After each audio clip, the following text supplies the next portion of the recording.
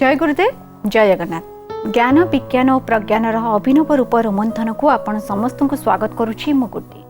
दर्शक बंधु, ऑटिज्म को नहीं विभिन्न चिकित्सा कौन करेंगे छोटिया छोटिया चिकित्सा जहाद्वारा जदि समस्या अच्छी ताली सुफल मिल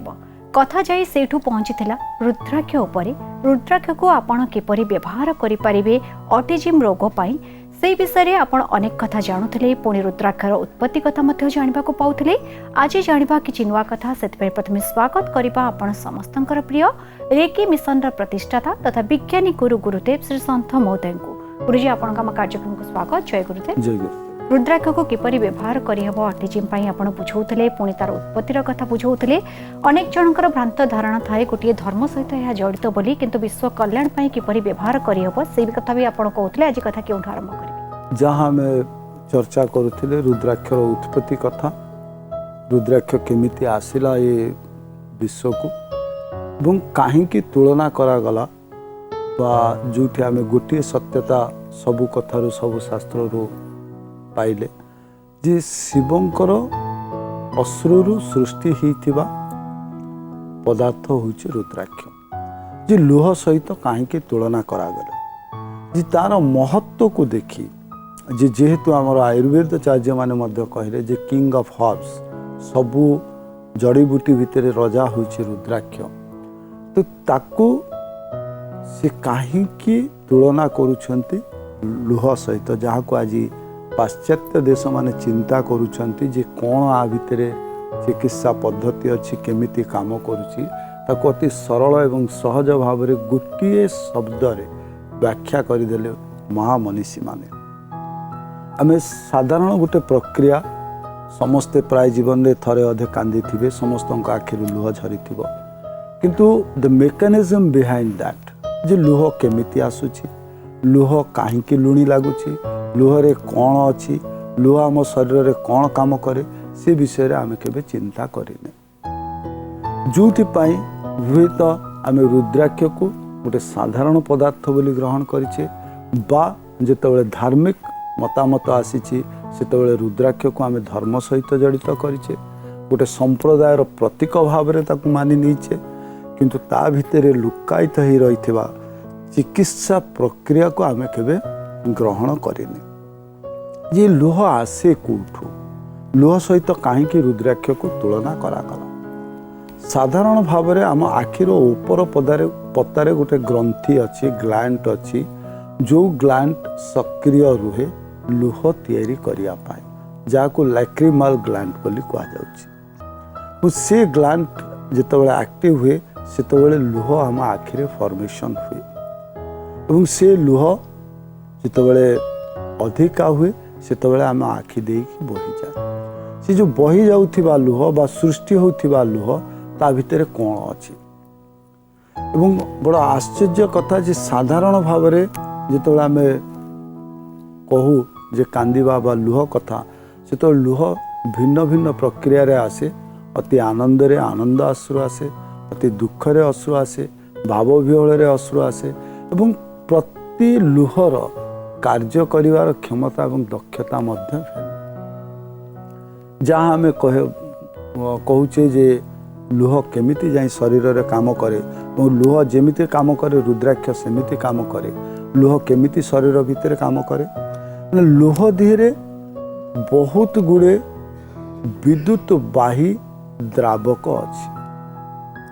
बा इलेक्ट्रोलाइट्स जाको आमे कहूचे। से विद्युत बाही द्रावक गुड़िक शरीर भितर को अनेक पदार्थ ग्रहण करि नियंती एवं कंटेन्स कौन करुची से जो विद्युत बाही द्रावक आमे कहूचे से द्रावक गुड़िक कौन जेमते आमे कहले sodium, bicarbonate, magnesium, up to some extent magnesium रहुची, एमती विभिन्न प्रकार कंटेन्स रहुची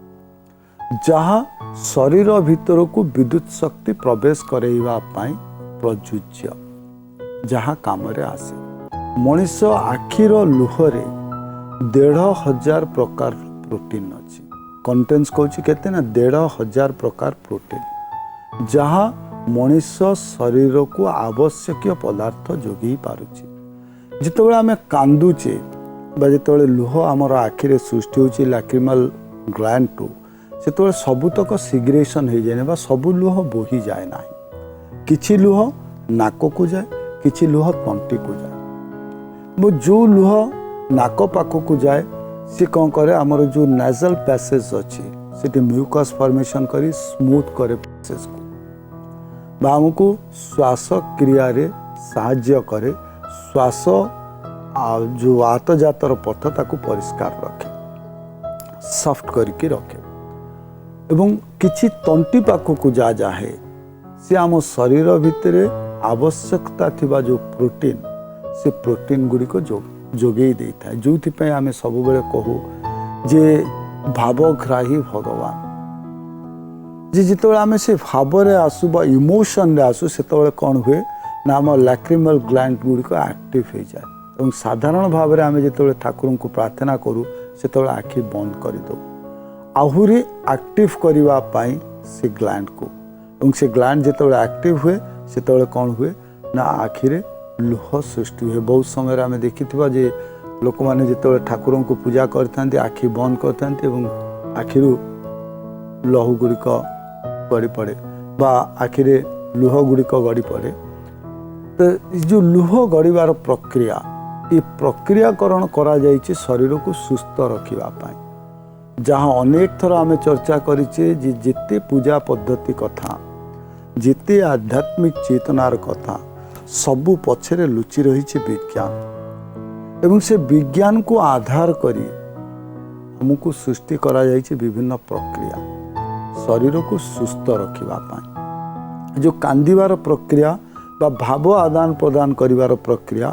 ଏ ମଧ୍ୟ ଶରୀରକୁ ସୁସ୍ଥ ରଖିବା ପାଇଁ ସୃଷ୍ଟି କରାଯାଇଛି। ଏ ଯେଉଁ ଆମେ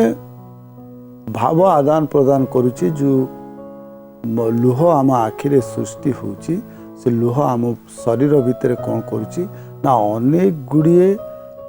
ସୁସ୍ଥ ରଖିବା ପାଇଁ ଶରୀରକୁ ଅନେକ ଗୁଡ଼ିଏ ତତ୍ତ୍ୱ ପ୍ରଦାନ କରୁଛି। ତାପରେ ପୁଣି ଯେତେବେଳେ ଆମେ ଲୁହର ବିଜ୍ଞାନ ବିଷୟକୁ ଯିବା ଯେ କେମିତି ତିଆରି ହେଉଛି ଏବଂ କ'ଣ କ'ଣ କାମ କରୁଛି ଏବଂ ପ୍ରକାର ଭେଦ କଥା। ପ୍ରକାର ଭେଦରେ କହୁଛି ଯେ ଯେତେବେଳେ ଆମେ ଅତି ରାଗରେ ବା ଅତି ଦୁଃଖରେ ବା ଅତି ଖୁସିରେ ଯେତେବେଳେ ଆମ ଆଖିରୁ ଲୁହ ବାହାରେ ସେତେବେଳେ ତା ଦେହରେ ଆହୁରି କିଛି ଆଡ଼ିସନାଲ୍ ହେଇଯାଏ ପ୍ରୋଟିନ୍ ଆଣ୍ଡ ହରମୋନ୍ସ। ଯାହା ସାଧାରଣ ଲୁହରେ ରୁହେ ତାହା ଯେତେବେଳେ ଆମେ ଦୁଃଖରେ ବା ଖୁସିରେ ଆମର ସେ ଲୁହ ବୋହିଯାଏ, ସେ ଲୁହ ଭିତରେ ଅନେକ ଗୁଡ଼ିଏ ହରମୋନ୍ ଏବଂ ଅନେକ ଗୁଡ଼ିଏ ପ୍ରୋଟିନ୍ ଆଡ଼୍ ହେଇଯାଏ। ତ ଆମେ ଯେଉଁ ଲୋକ କଥା ବା ପୁରାଣ କଥା ବା ଆମର ରୁଦ୍ରାକ୍ଷର ଉତ୍ପତ୍ତି ବିଷୟରେ ଆମେ ଯେତେ କଥା ପଢ଼ିଲେ ସେ କଥାରେ ଆମେ କ'ଣ ଜାଣିଲେ ନା ଇଏ ଶିବ, ଯଦି ଆମେ ତ୍ରିପୁରାସୁର କଥା କହିବା ତାହେଲେ ଆନନ୍ଦର ଅଶ୍ରୁ, ଯଦି ସତୀଙ୍କର କଥାକୁ ଧରିବା ତାହେଲେ ଦୁଃଖର ଅଶ୍ରୁ। ଏବଂ ଉଭୟ କ୍ଷେତ୍ରରେ ସାଧାରଣ ଅଶ୍ରୁଠୁ ଅଧିକ ମାତ୍ରାରେ ହରମୋନ୍ ଏବଂ ପ୍ରୋଟିନ୍ କଣ୍ଟେନ୍ସ କରୁଥିବା ପଦାର୍ଥ ହେଉଛି ରୁଦ୍ରାକ୍ଷ। ତ ଏତେ ଗୁଡ଼ିଏ ପଦାର୍ଥକୁ ନେଇ ଯେତେବେଳେ ସୃଷ୍ଟି ହେଇଛି ତାହା ଶରୀର ଉପରେ ସୁପ୍ରଭାବ ପକାଏ। କେମିତି? ଶରୀରକୁ ସୁସ୍ଥ କରିବା ପାଇଁ ଲବଣର ଆବଶ୍ୟକତା ଅଛି ଏବଂ ମୁଖ୍ୟ ଲବଣ ହେଉଛି ପୋଟାସିୟମ୍, ଯାହା ରୁଦ୍ରାକ୍ଷରେ ଅଛି ବା ଯାହା ଆମର ଆଖିର ଲୁହରେ ଅଛି। ପୋଟାସିୟମ୍ କଣ୍ଟେନ୍ସ କରୁଛି, ସୋଡ଼ିୟମ୍ କଣ୍ଟେନ୍ସ କରୁଛି ଏବଂ ଶରୀରରୁ ମଳ ନିର୍ଗତ କରିବା ପାଇଁ ଯେଉଁ ମ୍ୟାଗ୍ନେସିୟମର ଆବଶ୍ୟକତା ଅଛି ସେ ମ୍ୟାଗ୍ନେସିୟମ୍ ମଧ୍ୟ ତା ଭିତରେ ଅଛି। ଏବଂ କ୍ଲୋରାଇଡ଼୍ ମଧ୍ୟ ଅଛି। ଆମର ଅସ୍ଥି ଗୁଡ଼ିକୁ ମଜବୁତ କରିବା ପାଇଁ ଯେଉଁ କ୍ଲୋରାଇଡ଼୍ର ଆବଶ୍ୟକତା ଅଛି ସେ କ୍ଲୋରାଇଡ଼୍ ମଧ୍ୟ ଅଛି। ଏବଂ ଏମିତି କୌଣସି ପ୍ରୋଟିନ୍ ନାହିଁ ଯାହା ଶରୀରର ପ୍ରତ୍ୟେକଟି ଅଙ୍ଗକୁ ସୁସ୍ଥ କରିବା ପାଇଁ, ସବଳ ରଖିବା ପାଇଁ ଆବଶ୍ୟକ ଏବଂ ତା ଲୁହରେ ନାହିଁ। ଯେଉଁଥିପାଇଁ ଆମେ ଅନେକ ସମୟରେ ଲୁହକୁ ଯାହା ଆମେ ଅମୃତ ବୋଲି ତୁଳନା କରୁ ଏବଂ କାହିଁକି ଅମୃତ ବୋଲି କହୁ ସେ ବିଷୟରେ ମଧ୍ୟ ଚର୍ଚ୍ଚା କରୁ। କ'ଣ କହିବାକୁ ଚାହିଁବେ? ଯାହା ଆମେ ଲୁହର କଥା ବା ଲୁହର ମହତ୍ତ୍ୱକୁ ବର୍ଣ୍ଣନା କରୁଛେ, କାହିଁକି ନା ରୁଦ୍ରାକ୍ଷର ମହତ୍ତ୍ୱକୁ ପ୍ରତିପାଦନ କରିବା ପାଇଁ ଆମେ ବିଶେଷ ଭାବରେ ଯିବା ରୁଦ୍ରାକ୍ଷକୁ। ରୁଦ୍ରାକ୍ଷ ଥେରାପି ବା ଯାହାକୁ ଆଜିକାଲି ଆମେ ଚିକିତ୍ସା କ୍ଷେତ୍ରରେ ମଧ୍ୟ ଗ୍ରହଣ କଲେଣି, ଯାହା ବିଷୟରେ बर्तमान बनारस हिंदू यूनिवर्सिटी रिसर्च चली जे रुद्राक्ष को केमिति आहुरी उन्नततर भाव में आम व्यवहार करें गोटे धार्मिक प्रतीक रूप में नुहे औषध भाव में व्यवहार करें शरीर में धारण करें शरीर को निरोग रखापी कौन धर्म बा धार्मिक चिंताधारा भितर आपको बांधिकी रखा ना से गवेषणा चली विदेश में गवेषणा चलुची तो आम गवेषणा स्थान रे थाउ आमको आध्यात्मिक चेतना रे जी ज्ञान मिली ताकू आधार करी आम रुद्राक्ष को चिकित्सा क्षेत्र को आनिबा उचित एवं को रोग पाई केमिति रुद्राक्षर चिकित्सा करा जाउची आम विशेष भाव में रुद्राक्ष कथा चर्चा करबा जहाँ आम रुद्राक्षर कथा चर्चा करुथिले एवं चर्चा करुथिले अश्रु कथा जहाँ आम अमृत बोली मान्यता दौचे मनीष पाई का मनीष पाई अश्रुर आवश्यकता निहाती अच्छी जोथि पाई आम दुखरे नुहे सुखरे नुहे भावाश्रु आमर आसीबा दरकार एवं से प्रक्रिया को प्रतिष्ठा करिवा पाई ये पूजा पद्धति बा भक्ति मार्गर कथा जितेबाला आम भक्ति रे गदगद हो जाओ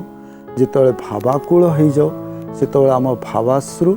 बाहरी आसे और से भावाश्रु भगवान को पाई नुहे आम पाई अमृतमय प्रमाणित हुए जहाँ आम भागवतर वाणी प्रथम पढ़ू जे पदु गलुछि मकरंद जे जो मकरंद बा जो अमृत से कौन हुए गले कौटू भगवान को पादर एवं आम मस्तिष्क को जितेबाला नौचे गोलकपुरी भाव में बा ये गोलकपुरी भितर रोचंती किए ना विष्णु एवं तांकर पाद कौटी आसी स्पर्श करिछि आखिर जोठी मूल केंद्र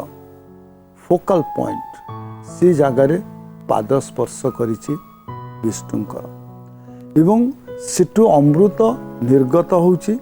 जहाको जोग क्षेत्र रे एवं शारीरिक क्षेत्र रे आमे भिन्न भिन्न करिछे किंतु एका संगे रे दीटी जगार से अमृत क्षरण हुए बा पदुरु गले से गलिबार स्थान कोठी ठीक तालु उपरे गोटे छिद्र कणाटे अच्छी जहाँ को आम ब्रह्मरंध्र को एवं आखि हूँ द्वितीय प्रज्ञा सेठु कौन गलुची जे आम कहू जे आखिरु गलिबार अर्थ बिंदु बिंदु होकि प्रवाहमान हवा तो से जो बिंदु गलुची से बिंदु आम पाई अमृतमय कहीं ना ता सृष्टि होची भगवान पाद कोण जो आम शरीर में पुणी कहले जे भगवान से केमिति रही ना विष्णुकर जो शयन कथा कहुई विष्णु शयन कर आम मस्तिष्क भितर गोटे स्नायु ठीक सेमती अच्छी जहाँ को आम बंकु नाल बा बेंड पाइप कहे which is acceptable bye medical science जो आम विज्ञान एनाटोमी रे जाऊे शरीर विज्ञान रे जाऊे शरीर विज्ञान ग्रहण कर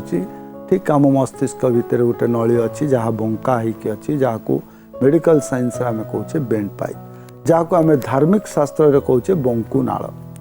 तो से बंकु नाल शयन अवस्था विष्णु अछंती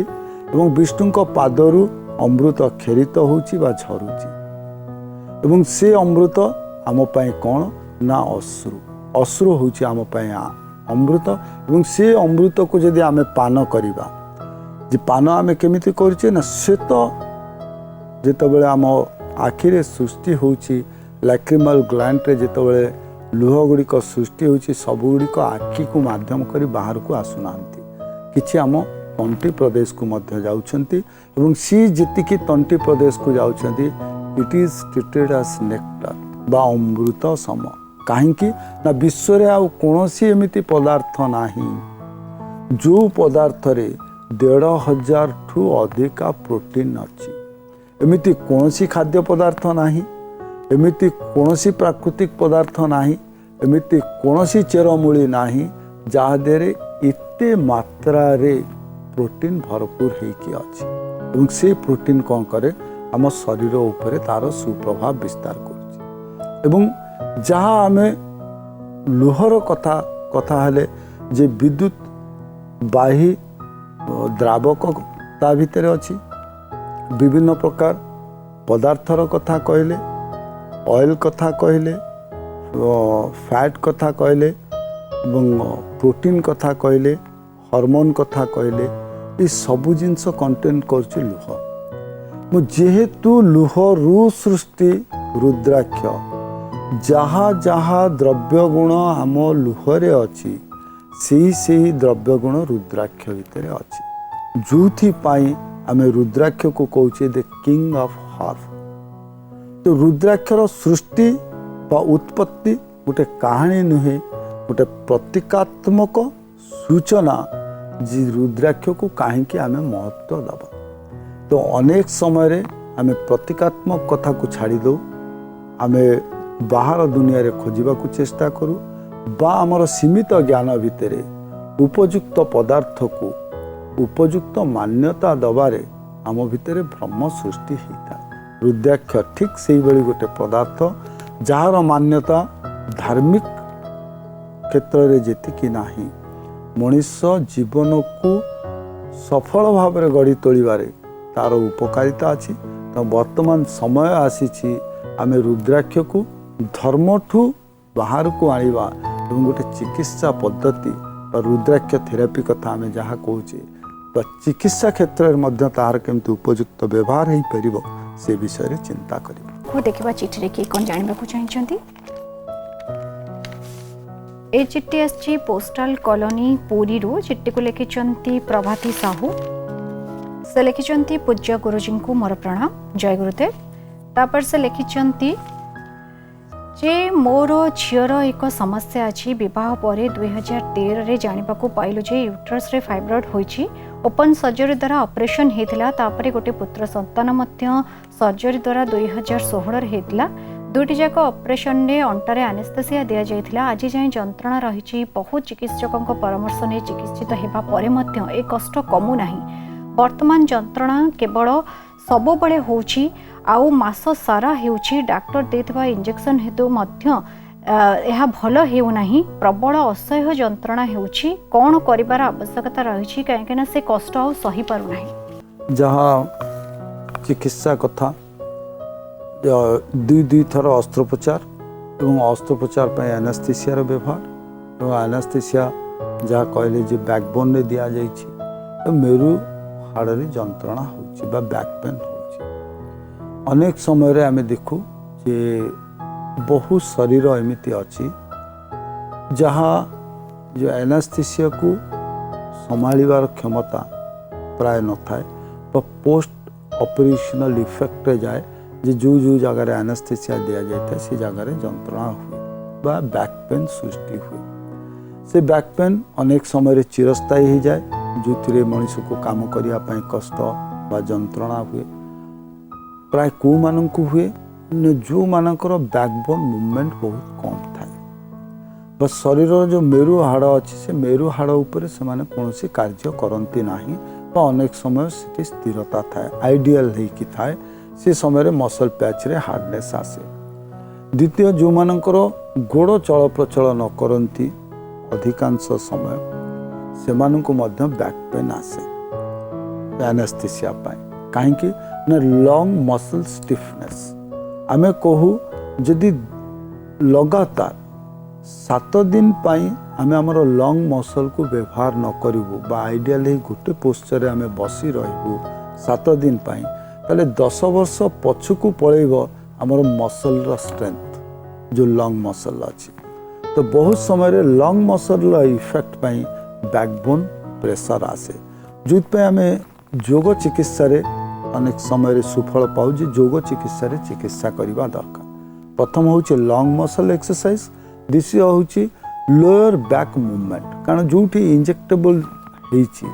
से पर्सन रू आम फ्लेक्सिबिलिटी आरंभ करवा।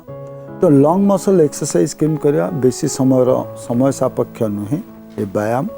जे पेट माड़िकी शोवा दरकार एवं पेट माड़िकी शोईकी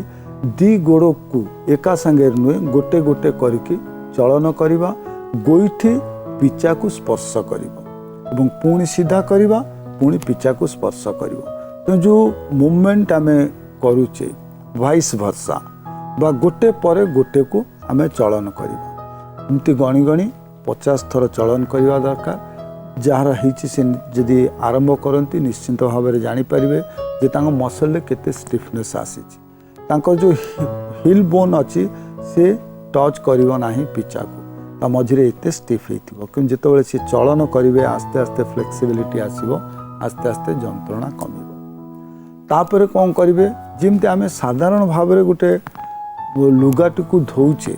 एवं ताकू चुपुड़ीवा पई कौन करछे ताकू मोड़ीवा को पड़ुचे ट्विस्ट करिवा पड़ुचे जदि ट्विस्ट न करछे ताले ता भितर जलीय अंश रहि जाउचे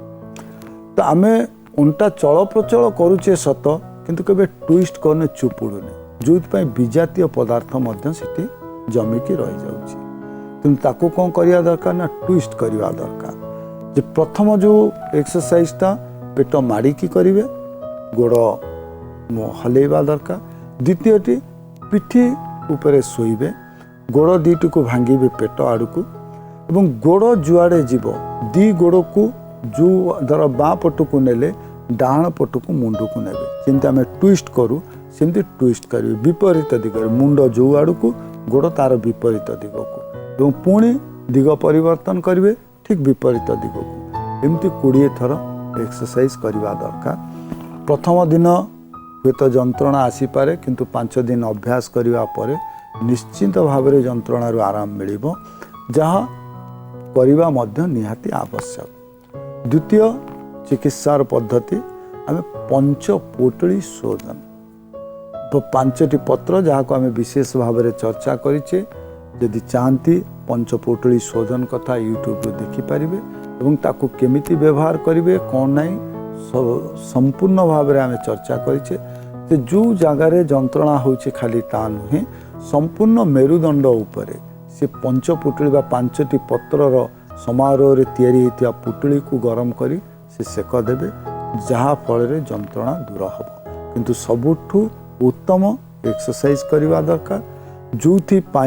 तांको बेसी जंत्रणा होचे लंग मसल क्राम्प होची बैकबोन जो अच्छी बैकबोन ट्विस्टिंग करना तेणु यह करने द्वारा निश्चिंत भाव में उपशम अनुभव करेंगे और पंचपुटली शोधन पंचपुटली जो सेक कथा आम कहूचे ताकू से निजे व्यवहार करंतु उपशम निश्चिंत हम आज्ञा गुरुजी आशा जे से निश्चय प्रतिकार करेंगे और पुणी थे चिठी लिखे तेज आज अध्याय बहुत बहुत धन्यवाद जय गुरु जय गुरु